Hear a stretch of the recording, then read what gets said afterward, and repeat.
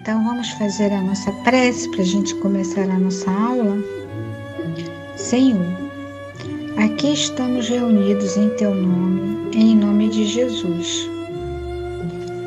Que possamos receber e sentir a presença de nossos amigos espirituais, trazendo amor, carinho e muita paz. Que essas vibrações cheguem a todos os nossos irmãos que estão em dificuldade, passando por um momento difícil, que estão com alguma enfermidade, que estão na rua, enfim, para todos os nossos irmãos em humanidade. Que essas vibrações possam trazer coragem, resignação e esperança em dias melhores. Que logo, logo isso tudo vai passar. Fique conosco, Mestre Jesus, hoje e sempre, graças a Deus.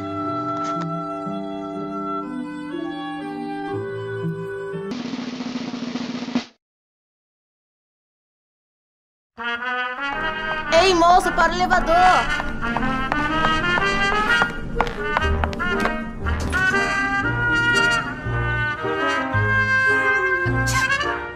Ah, não!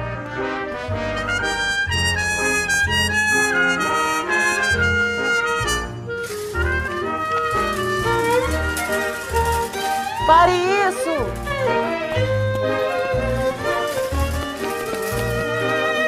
Convite especial.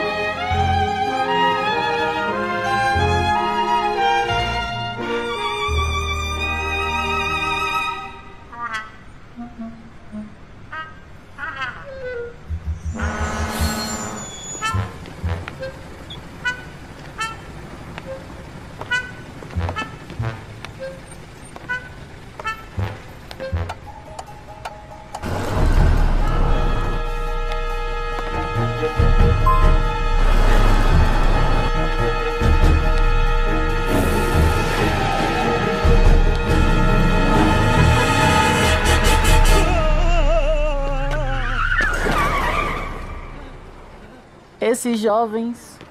Escute, meu rapaz, vem aqui.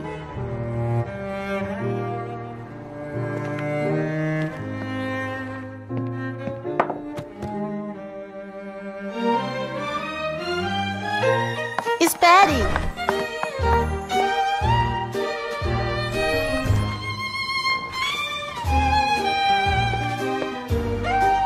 Assine aqui.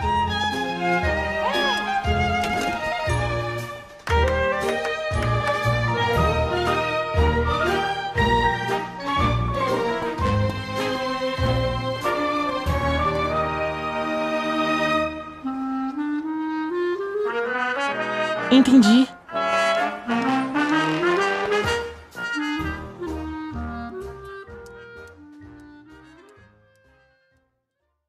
Vocês gostaram do vídeo? Então vamos conversar um pouquinho sobre ele? Vocês repararam que o homem do vídeo vivia com a mão no bolso? O que representava essa mão no bolso? Porque quando a gente está com a mão no bolso, impede da gente fazer um monte de coisa, né? Por exemplo, o homem do vídeo, ele não estava disponível para ninguém. Ele era uma pessoa que era egoísta, que só estava pensando nele. E aonde que a gente viu isso? Porque ele não parou a porta do elevador para a menina, ele não pegou a bola de gás, o carrinho de compras que estava disparando, ele não parou. Ele não aceitou o convite para ser voluntário. Aí eu pergunto, quando agimos assim, será que temos Deus dentro da gente? Será que nós somos egoístas também? E aí, a gente pega o livro dos Espíritos e tem várias perguntas lá. E na pergunta 621, fala assim, onde está escrita a lei de Deus? E o Espírito responde, na consciência. Hum, então, essas leis de Deus estão dentro de todos nós. Então, por que a gente fica fazendo coisas erradas? A gente pergunta, né? Como um homem do vídeo. É porque a gente se afasta dessas leis. Porque essas leis divinas que Deus colocou dentro da gente é como se fosse sementinhas, uma semente de uma árvore, que ela só vai germinar se a gente cuidar, despertar para ela crescer. Então eu posso dizer que nessa fase desse homem que vivia com a mão no bolso, ele não estava cuidando dessa sementinha que Deus colocou dentro dele, né? Que ela só vai germinar depois. Vamos ver quando é que essa sementinha germinou dentro dele? Ele estava andando na rua e, de repente, ele ia atravessar o sinal. Quem é que botou a mão assim no braço dele para atravessar a rua? Quem foi? Foi uma velhinha. Isso, foi uma velhinha. E ela andava tão devagarzinho. E aí, quando eles foram atravessar o sinal, o que aconteceu? O sinal abriu. Veio um carro na disparada e ele, na mesma hora, para o carro não pegar eles, o que ele fez? Tirou uma mão do bolso e fez pare, não é? E isso daí resultou numa ação da velhinha. A velhinha ficou agradecida e chegou perto dele e falou assim: escute aqui, meu rapaz, vem aqui. E fez um gesto com a mão de carinho na bochecha dele. E aí, gente, isso tudo começou a mudar. Ele chegou em casa, ficou olhando para as mãos, pensando, né? O que ele fez? Ele conseguiu parar o carro, salvou a vida dele e da velhinha. E a velhinha fez aquele gesto de carinho com as mãos. E ele pensou, né? Quanta coisa boa ele poderia fazer com as mãos, não é mesmo? E aí ele começou a despertar essa sementinha. Quando o elevador já ia fechar a porta, ele segurou a porta para a menina, ele segurou a bola de gás, assinou para ser voluntário, ajudar as pessoas. Foi para o asilo visitar os velhinhos. Até que um dia, ele andando na rua, ele encontrou um homem igual a ele, como ele era antigamente, com a mão no bolso. E aí ele pensou, esse homem aí está igualzinho como eu era. Aí o que ele fez? Se fingiu de cego para despertar essa sementinha divina que Deus colocou dentro da gente. E aí ele se fez de cego, fez a mesma coisa que a velhinha fez com ele, né? Na hora de atravessar a rua, colocou as mãos no braço do homem. E aí a gente conclui o quê? Que ele queria despertar essa lei divina que Deus colocou dentro da gente, em todos nós. Então, a gente faz a pergunta: Deus está dentro de nós? Sim, Deus está dentro de todos nós. E quanto mais nos dedicamos ao bem, fazemos o bem ao próximo, seja com as mãos, como mostrou exemplos aqui no vídeo, mas seja com as palavras, com os gestos, com uma oração, cada vez ficamos mais próximos de Deus e fazemos com que essa semente que tem dentro da gente floresça e dê muitos frutos. Então, vamos fazer essa nossa sementinha florescer. Tá legal? Até o próximo estudo. Tchau, tchau!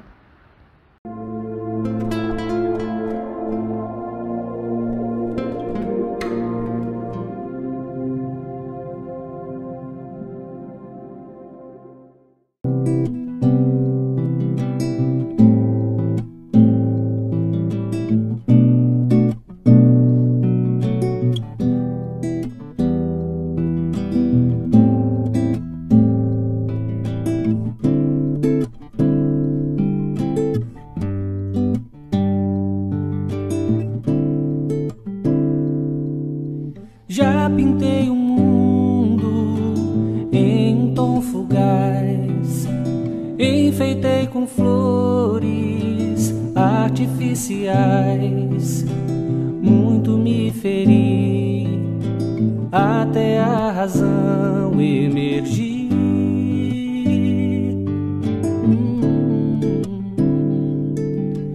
Compreendi que a vida não é casual, a dádiva do tempo em buscar o essencial, que sou o condutor de um porvir de paz ou de dor.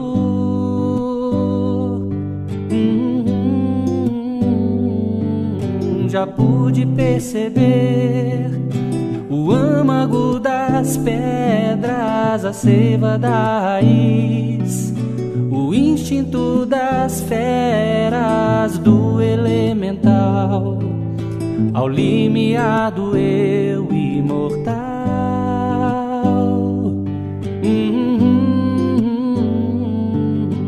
Sou um ser maior de um reino de belezas, eleito para ser herdeiro das estrelas, um anjo, um querubim, é o meu destino, enfim.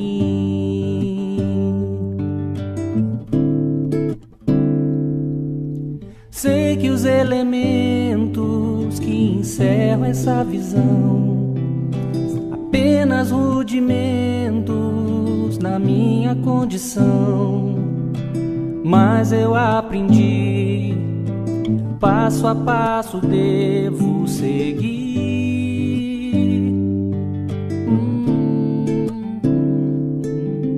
Pois divina força move em conspiração de me impulsionar nessa clara direção.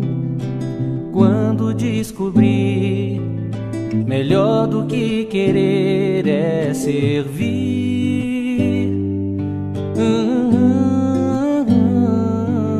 Já pude perceber o âmago das pedras, a seiva da raiz, o instinto das feras do elemental, ao limiar do eu imortal.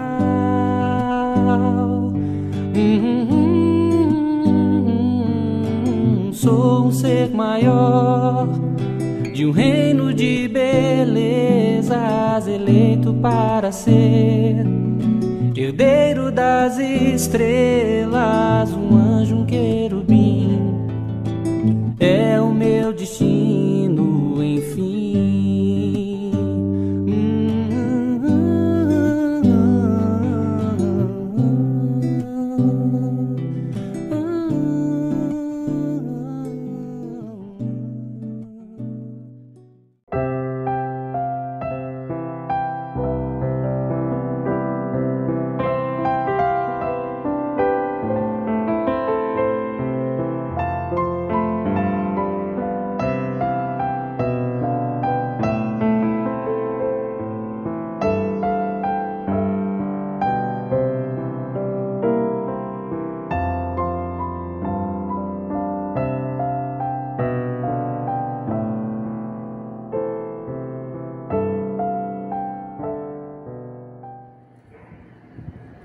Boa noite. Sejam todos bem-vindos à reunião pública virtual do Centro Espírita Miguel. Eu sou Fátima Queiroz, uma trabalhadora também da casa. Nós convidamos a todos que acessem inicialmente às 19h45, o momento em que nós temos a evangelização infantil, e também temos o momento da ambientação. E às 20 horas, então, começamos com os avisos e as demais informações referentes à reunião pública virtual. Aqui na descrição do vídeo, vocês poderão encontrar alguns links bem importantes, né? Então, a gente sempre ressalta a questão do jornalzinho, do centro, que é um jornal mensal, então é bem atualizado, trazendo as informações das atividades, né, em desenvolvimento na casa, os cursos que são oferecidos, enfim, várias informações, né? Então é bem legal irem acompanhando. Eu já olhei no mês passado. Certamente vai precisar olhar de novo, porque tem outras informações referentes ao mês que se inicia, né? Então é sempre um convite que a gente vai repetindo toda semana, né? Para que vocês possam estar sempre atualizados sobre o que está acontecendo na casa e o que vem sendo oferecido em termos de atividades, enfim, de campanhas, etc. Também queremos convidar para o curso básico de Espiritismo, que está com as inscrições abertas aqui também no link. Vamos dizer assim que é o ponto de partida do estudo da doutrina espírita, né? Então, aquelas pessoas que têm, mesmo não sendo espíritos, mas que têm curiosidade em aprender um pouco mais sobre a doutrina dos espíritos, então é por onde a gente começa, tá bom? Também o link está aqui embaixo, na descrição do vídeo. Nossa primeira reunião do ano, então a gente já quer desejar assim, que nós possamos estar juntos ao longo de todo esse ano, que tenhamos assim, momentos muito felizes, né, de esclarecimento, de consolo, por meio das palavras de todos os expositores que aqui virão. Eu quero começar, né, também o ano agradecendo e ressaltando o trabalho das recepcionistas da nossa casa, que acompanham toda semana essa reunião virtual e que ao final da reunião podem fazer um esclarecimento a respeito, né, de dúvidas sobre o funcionamento da Casa Espírita.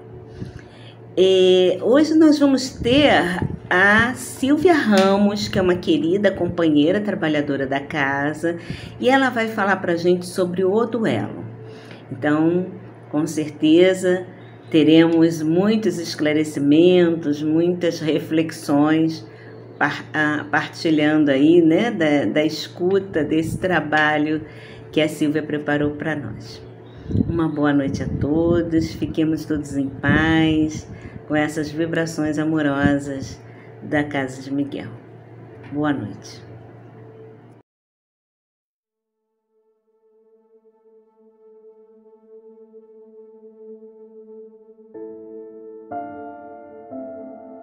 Do livro Fonte Viva, psicografia de Francisco Cândido Xavier pelo Espírito Emmanuel. Capítulo 135, Desculpa sempre. Se perdoardes aos homens as suas ofensas, também vosso Pai Celestial vos perdoará. Jesus, Mateus capítulo 6, versículo 14. Por mais graves te pareçam as faltas do próximo, não te detenhas na reprovação. Condenar é cristalizar as trevas opondo barreiras ao serviço da luz. Procura nas vítimas da maldade algum bem com que possas soerguê-las, assim como a vida opera milagre do reverdecimento nas árvores, aparentemente mortas. Antes de tudo, lembra quão difícil é julgar as decisões de criaturas em experiências que divergem da nossa. Como refletir apropriando-nos da consciência alheia? E como sentir a realidade usando um coração que não nos pertence? Se o mundo hoje grita alarmado em derredor de teus passos, faze silêncio e espera. A observação justa é impraticável quando a neblina nos cerca. Amanhã, quando o equilíbrio for restaurado, conseguirás suficiente clareza para que a sombra te não altere o entendimento. Além disso, nos problemas de crítica, não te suponhas isento dela. Através da nociva complacência para contigo mesmo, Não percebes quantas vezes te mostras menos simpático aos semelhantes. Se há quem nos ame as qualidades louváveis, há quem nos destaque as cicatrizes e os defeitos. Se há quem ajude, exaltando-nos o porvir luminoso, há quem nos perturbe, constrangendo-nos a revisão do passado escuro. Usa, pois, a bondade e desculpa incessantemente. Ensina-nos a boa nova que o amor cobre a multidão dos pecados. Quem perdoa, esquecendo o mal e avivando o bem, recebe do Pai Celestial na simpatia e na cooperação do próximo, o alvará da libertação de si mesmo, habilitando-se a sublimes renovações. Graças a Deus.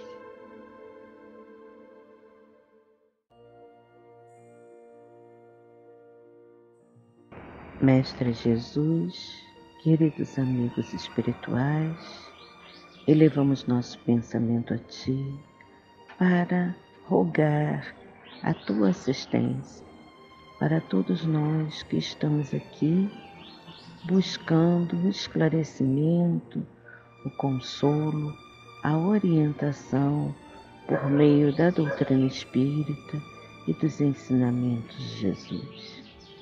Que a Tua luz, Senhor, possa se estender a todos aqueles que também sofrem, que precisam da aproximação amiga para se sentirem fortalecidos nos seus dia a dia, nos seus desafios. Obrigada, Senhor, por podermos estar participando com serenidade, com alegria, com fortalecimento da nossa coragem e ampliando cada vez mais a compreensão sobre as nossas dificuldades e sobre tanto que recebemos. E assim, agradecemos pela noite de hoje, pelos estudos, pelas reflexões que serão trazidas. Graças a Deus.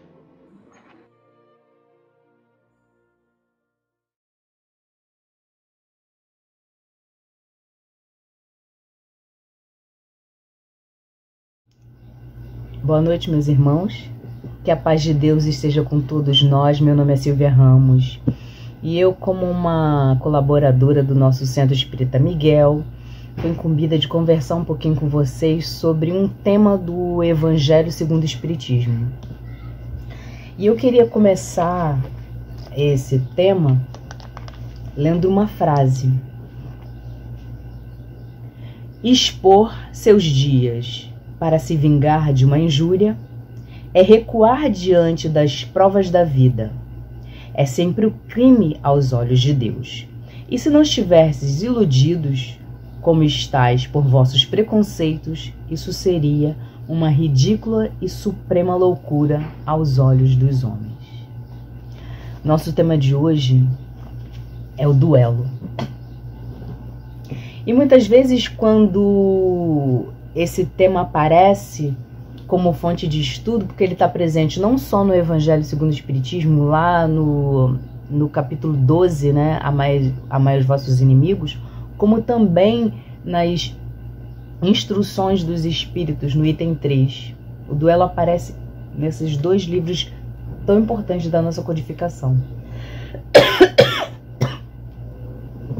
E a maioria de nós pensa que esse assunto é um assunto inútil nos dias de hoje, porque isso era uma prática dos tempos de Kardec. E que hoje em dia nós nem somos mais tão selvagens. Será? Será que nós não somos mesmo? Será que já deixamos essas insensatez para trás? Será que já evoluímos o suficiente para não mais praticarmos isso? Eu me fiz essa pergunta. E eu cheguei à conclusão que não só ainda praticamos, como nos aperfeiçoamos. E hoje em dia praticamos muito mais do que praticávamos anteriormente. É sobre isso que nós vamos conversar hoje, sobre o duelo. Bom, no tempo de Kardec, tínhamos a desculpa da defesa da honra. E hoje em dia, a desculpa não mudou muito. Ela só está um pouquinho mais disfarçada. Se no tempo de Kardec escolhemos um padrinho para o nosso duelo, hoje em dia recrutamos, centenas, dezenas de pessoas, e em alguns casos até milhares de pessoas para acompanhar esse embate. Só que hoje chamamos eles de seguidores. Se antes escolhíamos uma clareira para a prática, num bosque para a prática do duelo, hoje em dia escolhemos as mídias sociais como palco para esse espetáculo. Se anteriormente o objetivo era assassinar fisicamente a pessoa, hoje em dia o objetivo é assassinar o nosso adversário, mas não fisicamente, mas assassinar a sua reputação. Humilhar, demonstrar superioridade intelectual, mesmo que seja só aparência. Queremos que a pessoa que nos ofendeu publicamente seja rechaçada, seja humilhada, seja ridicularizada, para que a gente possa ter os nossos minutos de triunfo, E que isso fique registrado em todas as mídias sociais para que possa servir como uma lembrança de que não devem mexer com a gente nunca mais. Costumamos querer defender não só a nossa honra, mas o nosso ego. Na maioria das vezes, nem é uma defesa, é só uma prática ridícula mesmo de ver o outro sendo ridicularizado. Assim, quando não ocorre um ataque, por exemplo, quando por acaso essa pessoa para a qual a gente está atacando, para a qual a gente está direcionando toda a nossa revolta, o nosso ódio, se essa pessoa for um cônjuge, um ex-amante, um ex-cônjuge, então os requintes de crueldade costumam ser maiores, porque se tem ali em mãos detalhes íntimos, que podem expor muito mais a situação e torná-la muito mais constrangedora. As nossas armas não são mais necessariamente armas de fogo ou armas brancas, mas as expressões, as palavras fúteis que ridicularizam o outro, que muitas vezes, partindo de uma simples contrariedade, principalmente nos tempos de polarização que nós estamos vivendo. E quando não praticamos diretamente, nós somos espectadores desse espetáculo que fica espalhado em tudo quanto é lugar, sendo reproduzido e reproduzido e reproduzido. Tem uns vão ser só os espectadores, torcendo por um lado, pelo outro, mas também há quem fique ali só simplesmente querendo que aquela confusão seja cada vez maior para que ele possa continuar se deleitando com novos posts e novos comentários e novos. Que atire a primeira pedra quem nunca acompanhou online algum acontecimento, alguma fofoca, ou melhor, que atire o primeiro like quem nunca se informou melhor sobre uma confusão. E é sobre isso que o capítulo do Evangelho segundo o Espiritismo está falando, sobre conflitos inúteis, vazios, para a defesa de uma honra que, bom, uma honra que se precisa ser defendida com tanta violência, tanta violência, tanta violência, há de se pensar por que ela é tão frágil, né? Por que será? Inclusive, um outro trechinho aqui do Evangelho, tem uma outra frase que eu queria ressaltar, que diz o seguinte: quisestes salvá-la diante dos homens por alguns instantes que te restam para a vida na terra, e não pensastes em salvá-la diante de Deus. Por que ainda é tão importante salvar a nossa honra diante dos homens, e diante de Deus as nossas preocupações continuam tão superficiais?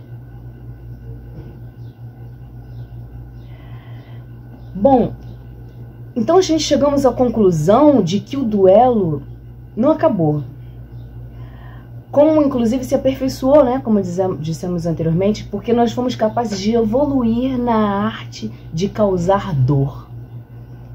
Se não é dor física, é dor moral àqueles que julgamos serem nossos adversários.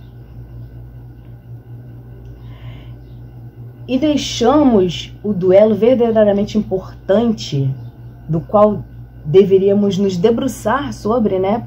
Duelo que a gente deveria realmente dar atenção, que seria o duelo interior, aquele travado com as nossas imperfeições, com os nossos defeitos, com as nossas limitações, com as nossas mazelas. Esse duelo, que é o duelo mais importante da nossa existência, que é o que vai fazer com que nós, diante de Deus, não nos sintamos envergonhados, para que a gente se sinta honrado diante de Deus. Esse duelo a gente relegou ao segundo plano. Porque para esse duelo a única plateia que existe é a nossa consciência. Mas esse duelo é o duelo mais importante. Esse duelo, ele faz com que a gente precise abrir mão de muita coisa para realmente encará-lo, né? Para realmente colocá-lo em prática. E talvez o incômodo, a dor, os conflitos que esse duelo interno, né, que é o duelo consigo mesmo, essa dor e esses conflitos que esse duelo causa, eles ainda sejam incômodos demais para que a gente queira praticá-lo. E aí a gente retorna para os duelos antigos, numa prática, uma roupagem um pouco mais moderna, mas a gente retorna para aquela zona de conforto, para o tipo de duelo que a gente está habituado a praticar há séculos. Pensar que esse tipo de conflito na rede social, mesmo sendo praticado pela própria pessoa ou praticado por alguém, então assim, você sendo o autor ou você sendo o espectador, ele causa prazer, deleite, curiosidade, ele aguça, né, vários sentidos nossos. Causa prazer, não há como negar, né, que essa prática ainda nos é muito próxima e prazerosa. Mas há de se perguntar se não está na hora, né, da gente buscar novos prazeres. Porque o conflito interior, ele é doloroso, ele é incômodo, mas não sei se já comentaram com vocês, se vocês já ouviram relatos do quanto é prazeroso vencer um desafio interior. Qual é a alegria que se tem em conseguir vencer uma limitação pessoal? Quando nós conseguimos alcançar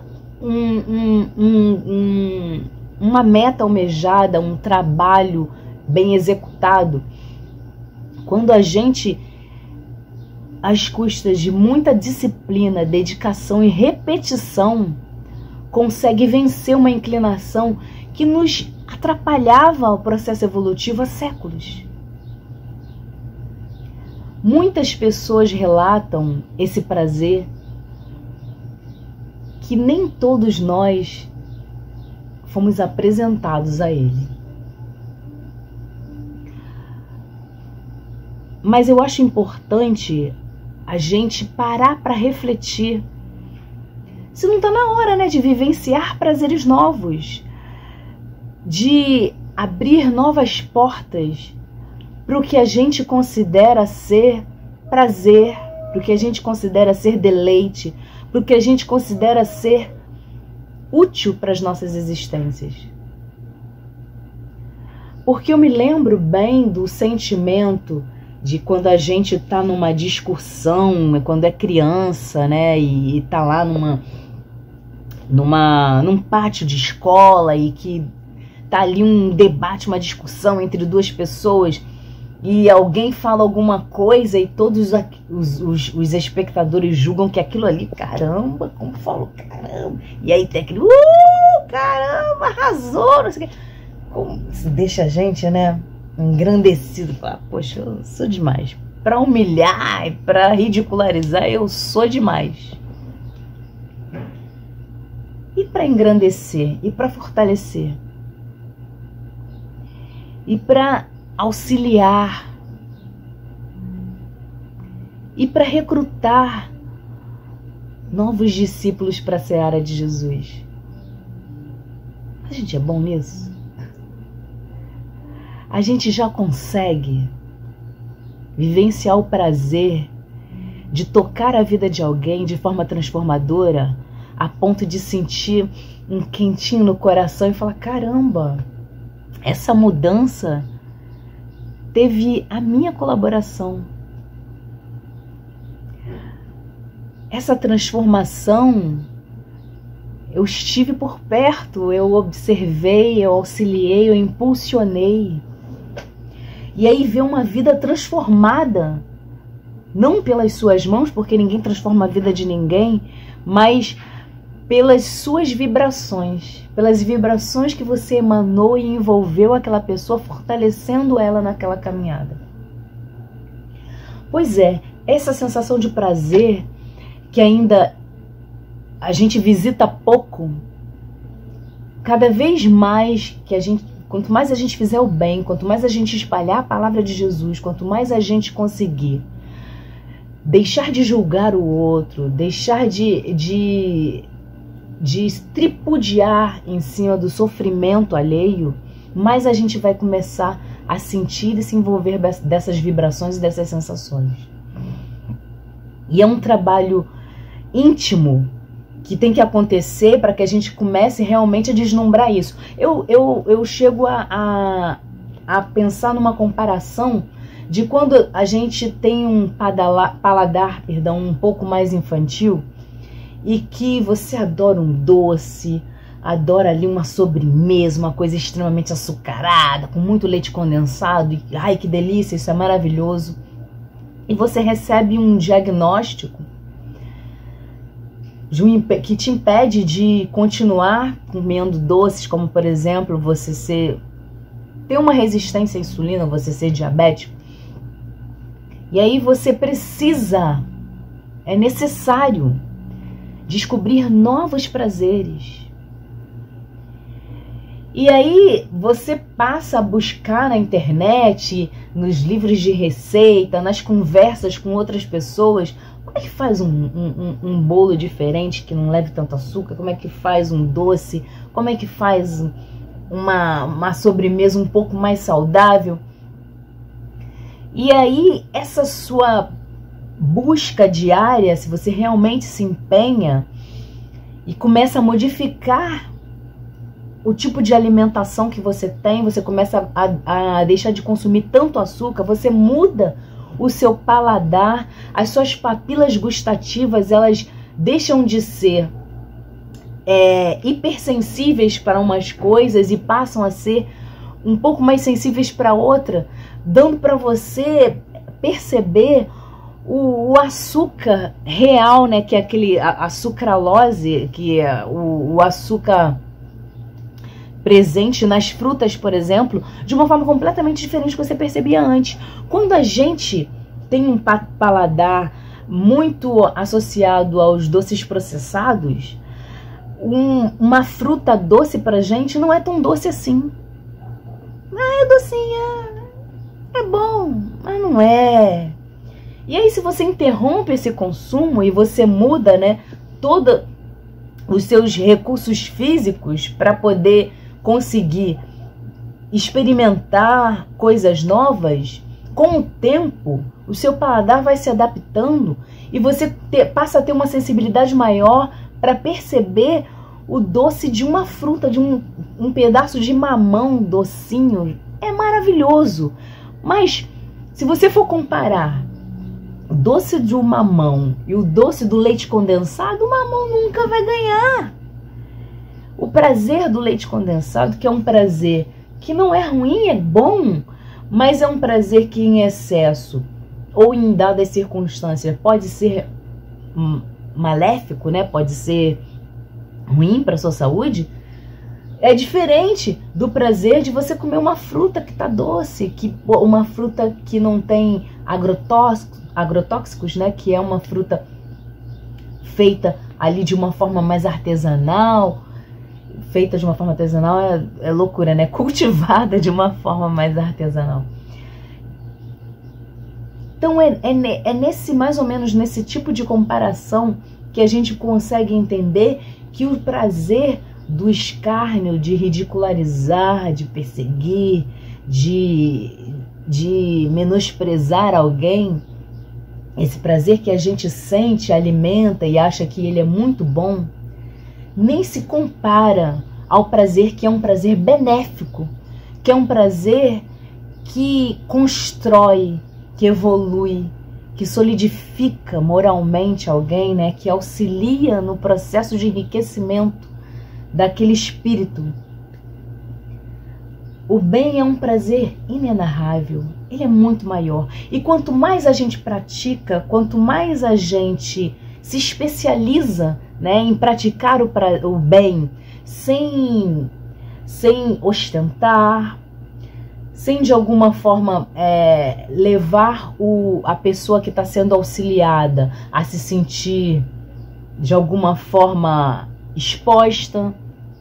Quanto mais a gente consegue praticar o bem na sua plenitude, mais prazer a gente sente com aquela atitude. E aí pensar que às custas de muita disciplina, de muito esforço, a gente vai conquistar esse poder, né, esse domínio, esse autodomínio.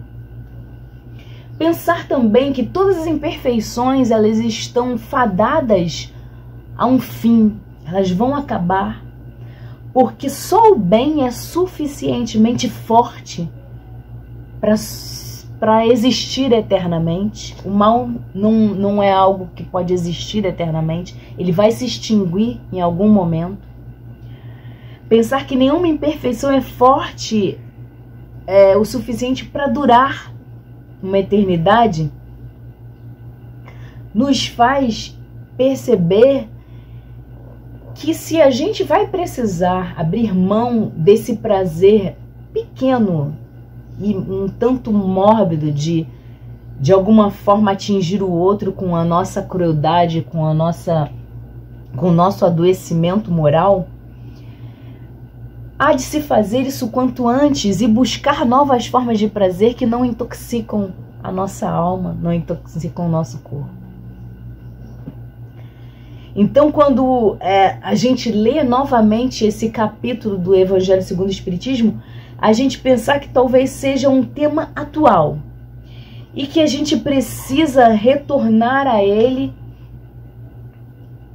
de forma mais consciente e sem negligenciar determinados assuntos, percebendo que essa prática ainda é muito presente nos nossos dias e que ela só mudou a roupagem, ela só mudou a forma, né, com que ela é feita, mas ela ainda existe e está muito viva. E muitos de nós ainda sentimos prazer na execução ou na reprodução dela.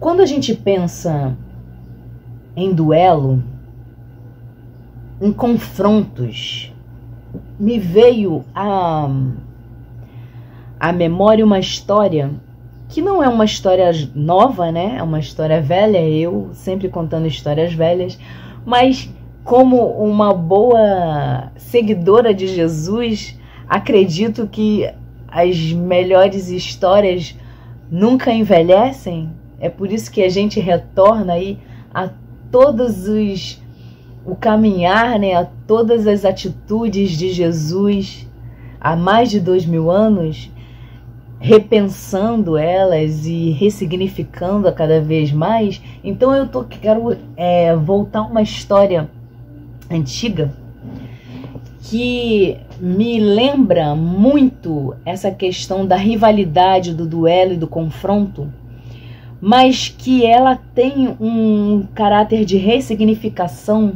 que vale a pena ser espalhado, vale a pena ser revisitado.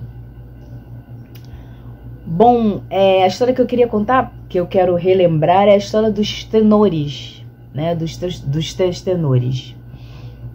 E eu, a princípio, eu queria colocar no vídeo o videozinho contando, né, porque eu acho que uma pessoa lá na internet e tal, um videozinho com mais imagens legais, contaria até bem melhor que eu. Mas eu, como uma pessoa de poucos recursos,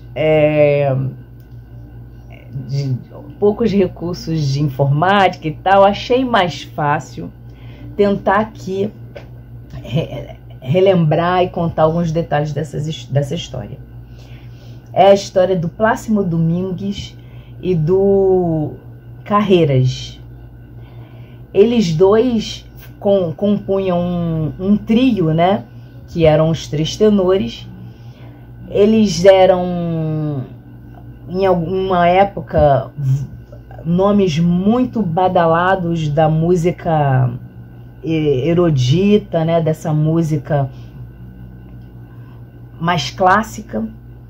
Fizeram shows pelo mundo inteiro, só que eles dois eram de regiões diferentes da Espanha, e uma dessas regiões buscava liberdade em relação à outra, e existia uma rivalidade entre eles dois por causa dessas questões regionais.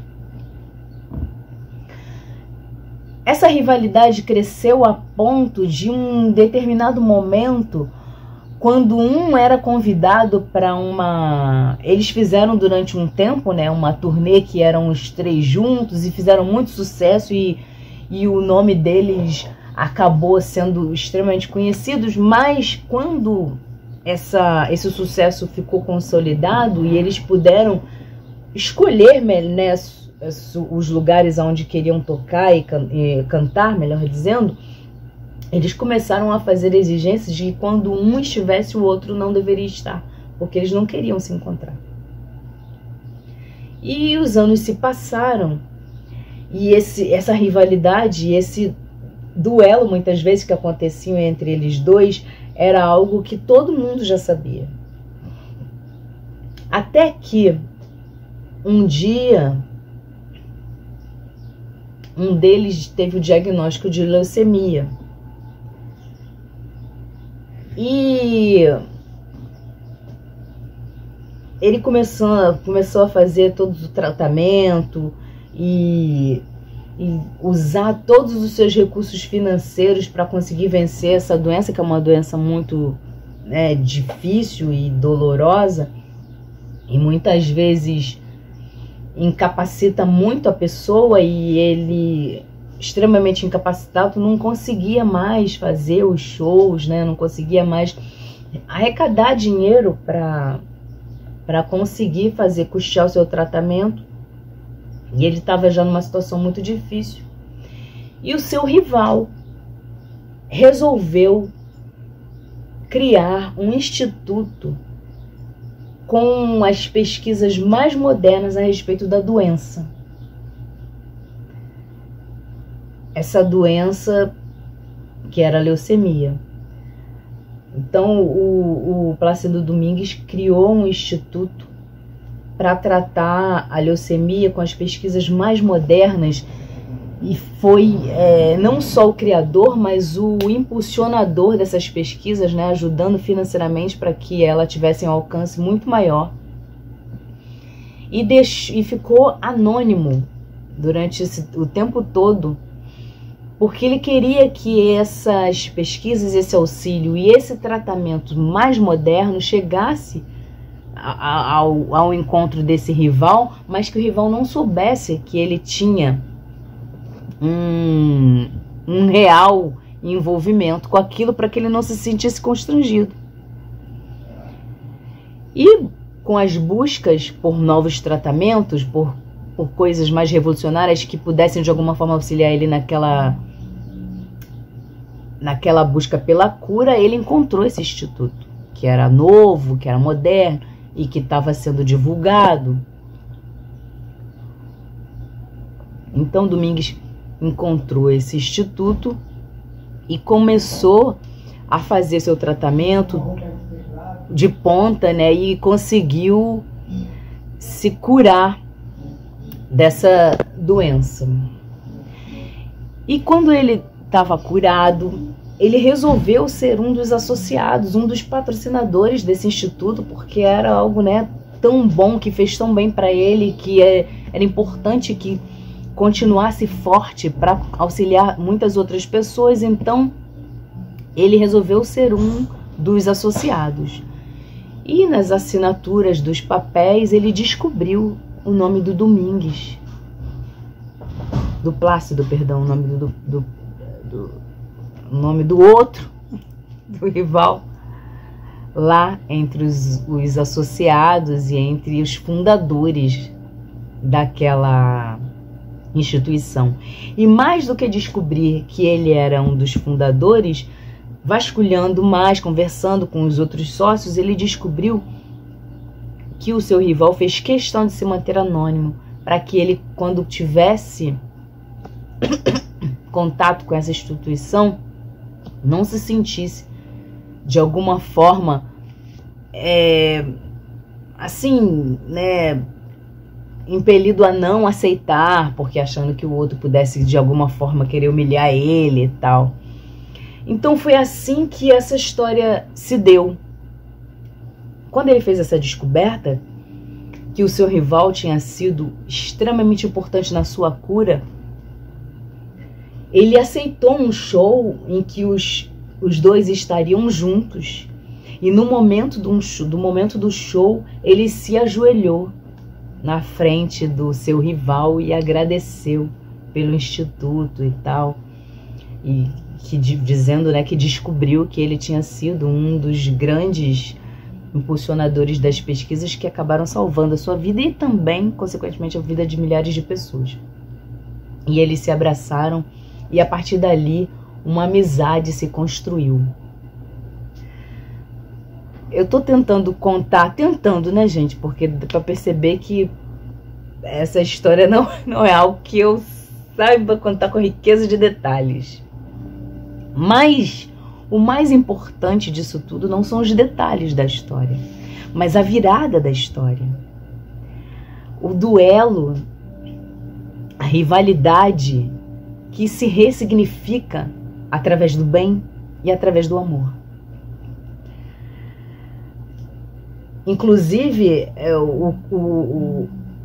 o tenor que criou a instituição foi perguntado do porquê dele investir tanto dinheiro para criar essa instituição que salvaria a vida do outro, que era o seu rival, que era o seu adversário, que dividia com ele, de alguma forma, os palcos, que dividia com ele o brilho, né, daquela carreira, porque era um competidor.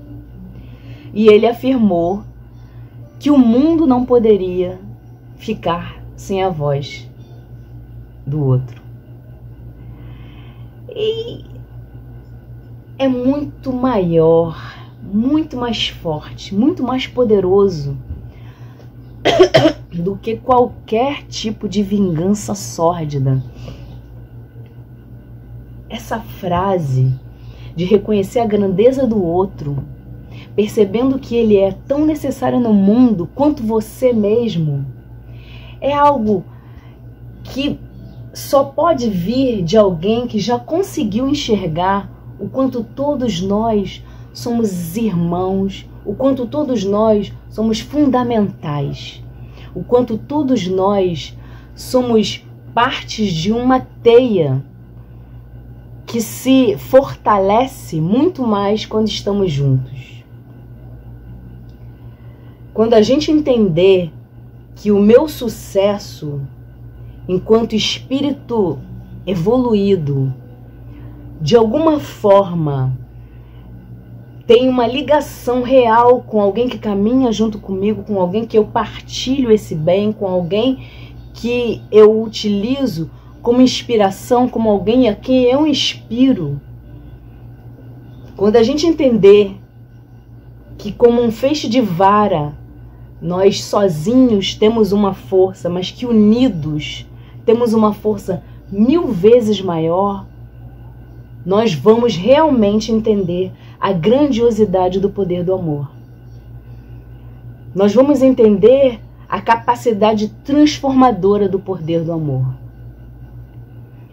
E aí, nós vamos deixar de usar essas armas pequenas que usamos nos duelos diários, nas nossas relações, e vamos começar a enxergar ferramentas poderosíssimas que já estão à nossa disposição o tempo inteiro e que a gente não usa. Na relação de um pai e um filho, quando o pai não foi bom, em algum momento o pai precisa e o filho consegue retornar, auxiliar, transformar aquele sentimento que um dia foi ruim em algo bom, em bem. Quando um casal que se separou, em algum momento um precisa do outro e aquela pessoa que tinha muito rancor e muito ressentimento consegue ressignificar isso e retornar àquela relação, não mais de forma amorosa, mas de forma fraterna, e transformar, ressignificar aqueles sentimentos. Quando um rival de um emprego, alguém que concorre com você, que já tentou de alguma forma passar a perna em você, precisa de você e você consegue, de uma forma um pouco mais madura, espiritualmente falando, auxiliar num projeto, auxiliar na execução de uma determinada tarefa e perceber que isso te fez muito mais forte. Esse é o real poder transformador do amor. Ele transforma relações, ele transforma as nossas relações. Primeiro, ele transforma as relações que a gente tem com a gente mesmo, né? Nos auxiliando a vencer nossos fantasmas, nossos medos, nossas sombras. E a partir dessa transformação interna, a gente consegue transformar o mundo ao nosso redor. A gente consegue enxergar as mazelas, a gente consegue enxergar as adversidades, os confrontos com o tamanho que eles realmente têm. Como coisas passageiras que têm o intuito de nos fazer enxergar novas possibilidades internas e externas, fazendo com que a gente cresça e evolua. Nós somos muito mais fortes do que qualquer picuinha. Nós somos muito maiores do que qualquer confronto. Nós somos muito mais poderosos do que qualquer tipo de rivalidade. E hoje, agora, pode ser o dia em que a gente vai transformar a nossa força destruidora em uma força construtora. Que Deus nos abençoe nessa jornada de crescimento interior e que a gente entenda o quanto somos poderosos juntos. Que a paz do nosso irmão Jesus adentre os nossos lares e que preencha nossos corações. Que assim seja, graças a Deus.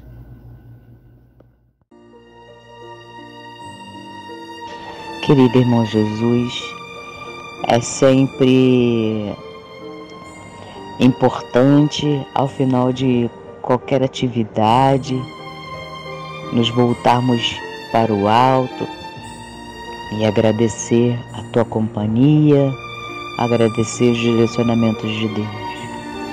Mas depois da execução da nossa tarefa, que consideramos ser um grão de areia dentro da tua seara, esse agradecimento é mais importante ainda. Então vamos reunir os nossos pensamentos em um só e pedir ao Senhor que nos envolva na tua paz, no teu amor, que possibilite que a nossa compreensão possa ser aclarada, para que teus ensinamentos adentrem a nossa consciência, se fazendo verdade em nossas atitudes e pensamentos, que possamos encontrar em Ti as respostas, as saídas, os caminhos que nos levarão à execução desse nosso trabalho árduo que é o aprimoramento moral. Que Deus possa nos auxiliar, nos envolver e nos fortalecer nessa caminhada todos os dias. Que assim seja, graças a Deus.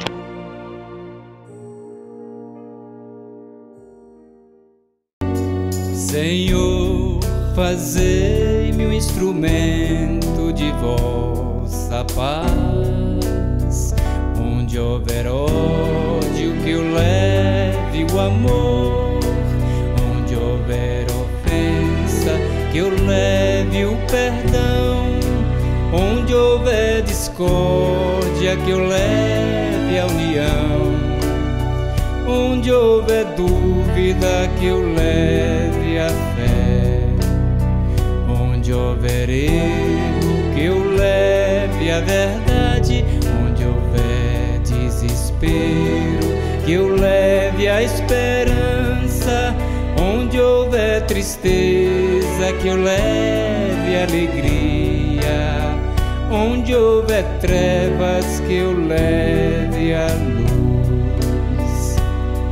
Ó Mestre, fazei que eu procure mais consolar que ser consolado, compreender que ser compreendido, amar que ser amado, pois é dando que se recebe, é perdoando que se é perdoado, e é morrendo que se vive para a vida eterna.